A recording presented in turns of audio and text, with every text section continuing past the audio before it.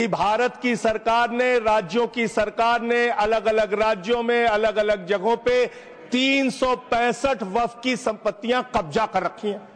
न मेरा है न तेरा है, ये हिंदुस्तान सबका है।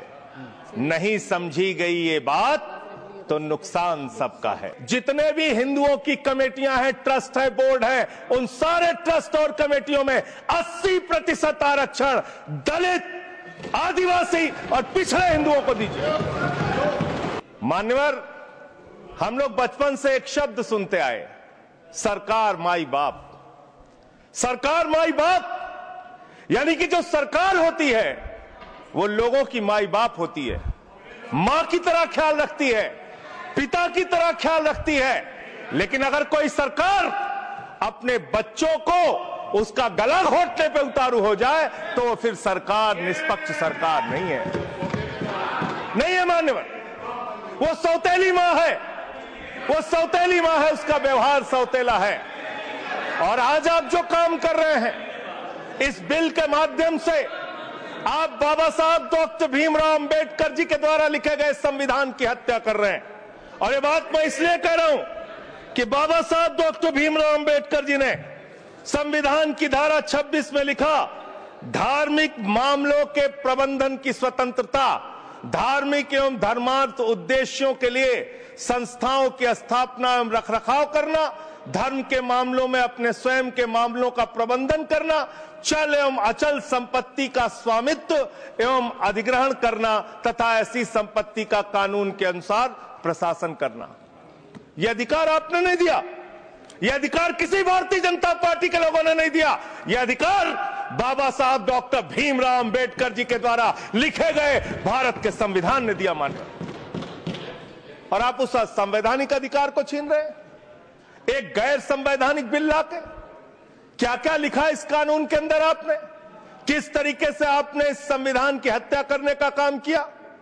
आप बड़ी बड़ी बातें कर रहे हैं। यह सरकार कह रही है कि ये कानून हम मुसलमानों के भले के लिए आ रहे हैं। जब मैं आपसे सुनता हूं तो मुझे लगता है कपिल शर्मा कॉमेडी सर्कस में बोल रहा है। आप मुसलमानों का भला कर रहे हैं, आप मुसलमानों का भला कर रहे हैं। दोनों सदन में एक भी सदस्य, दोनों सदन में सिर्फ एक सदस्य गुलाम अली को छोड़ के एक भी सदस्य आपका मुसलमान नहीं है। आप मुसलमानों का भला कर रहे हैं, आप मुसलमानों का भला कर रहे हैं।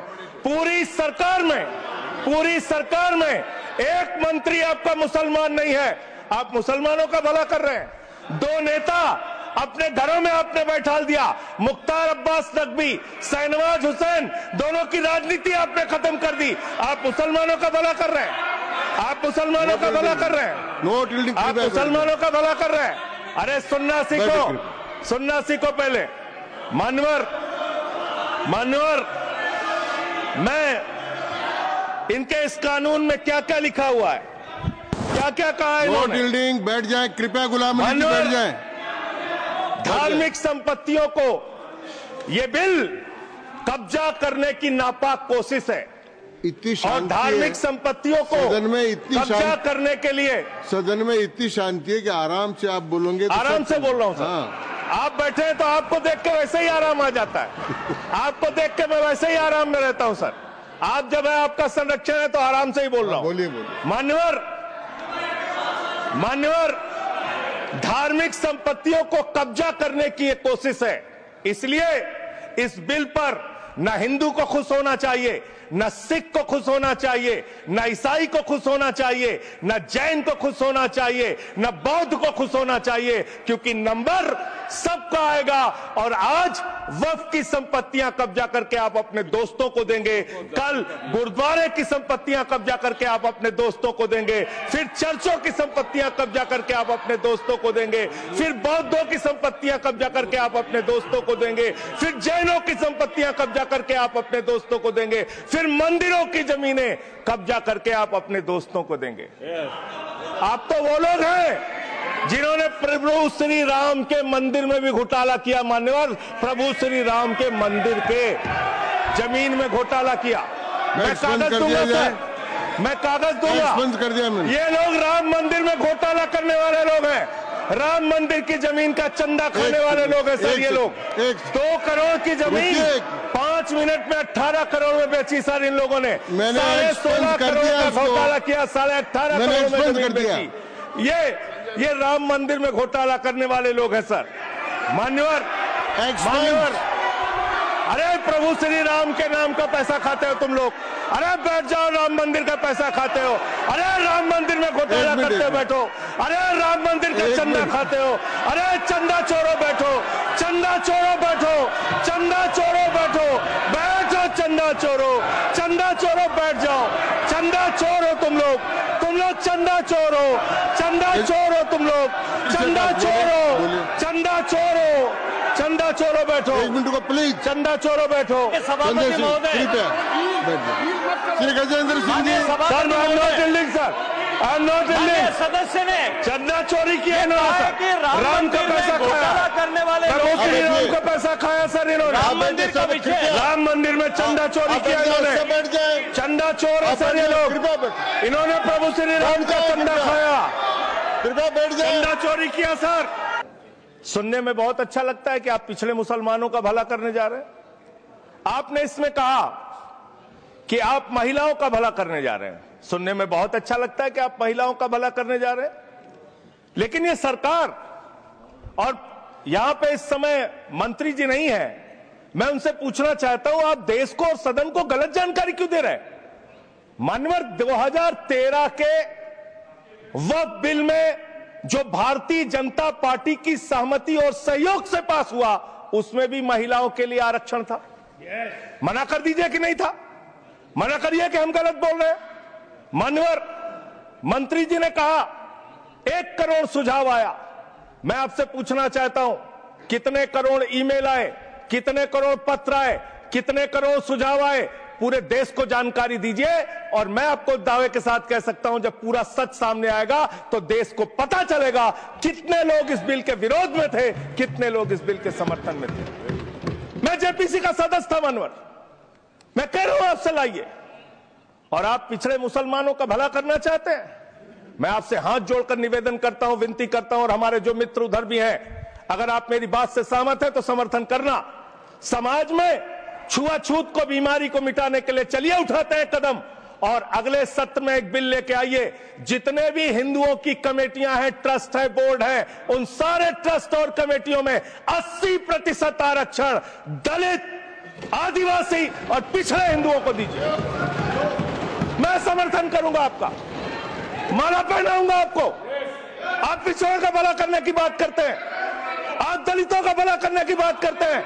आपकी मातृ संस्था आरएसएस 100 साल तक आपने एक भी दलित, पिछड़ा और आदिवासी, एक भी महिला को आज तक आरएसएस का प्रमुख नहीं बनाया।